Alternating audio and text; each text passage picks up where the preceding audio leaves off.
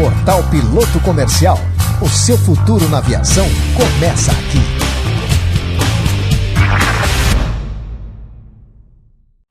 Fala, moçada ligada no Aeronews, Piloto Comercial, todo mundo que gosta de aviação agrícola. Bom, como vocês podem ver, eu tô dentro do quarto agora, porque hoje tá chovendo e eu não devo voar agora de manhã. Então eu vou aproveitar e falar um pouquinho sobre padrão de aplicação.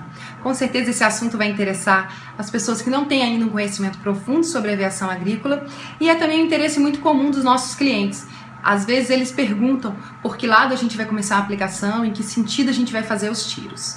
Eu tenho aqui um mapa que eu vou usar como exemplo, é um mapa de uma aplicação real que eu fiz.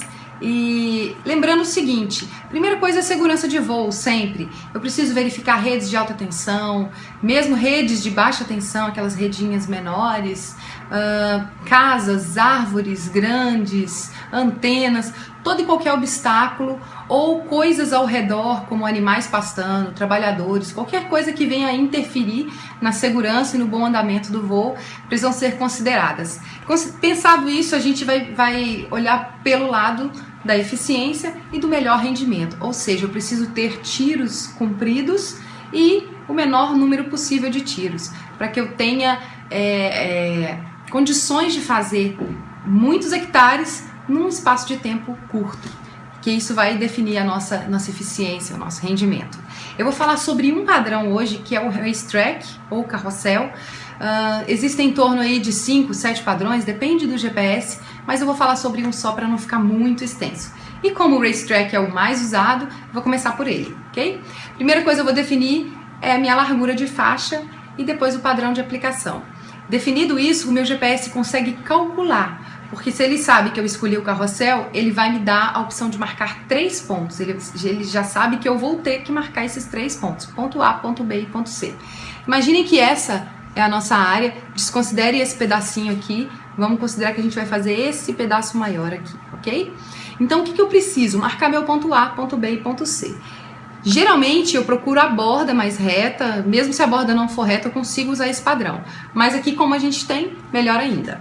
Imaginem que eu marquei aqui ponto A, ponto B e ponto C. O ponto C ele precisa estar na extremidade da área, a menos que eu queira, por opção, dividir a área em duas para que eu não tenha um carrossel muito largo também. Mas nesse caso aqui, vamos imaginar que eu marquei o ponto A, ponto B aqui, o ponto C nessa extremidade e que quando eu marquei o ponto C, o GPS já calculou que seriam 30 faixas ao todo. O que o padrão de racetrack faz? O GPS divide então a área ao meio e eu venho aplicando, venho varrendo a área dessa borda para o meio e do meio para o final.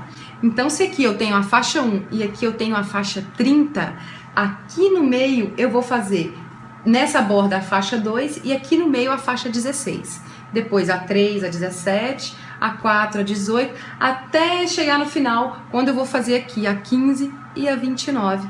E aí eu encerrei a minha área. Bom, é isso. Espero que tenha clareado um pouquinho aí para quem ainda não tem conhecimento sobre padrão de aplicação.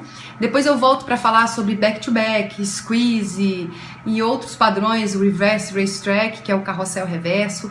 Alguns GPS também nos dão a opção de fazer uma aplicação específica para pivô, que ele já consegue dividir a área ao meio, você decide para que lado você vai abrir, mas isso fica para um próximo vídeo.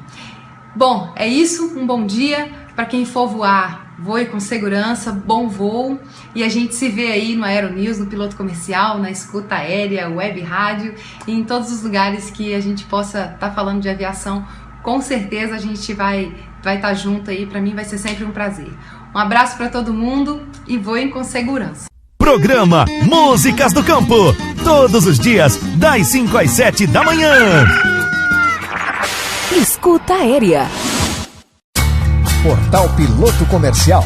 O seu futuro na aviação começa aqui.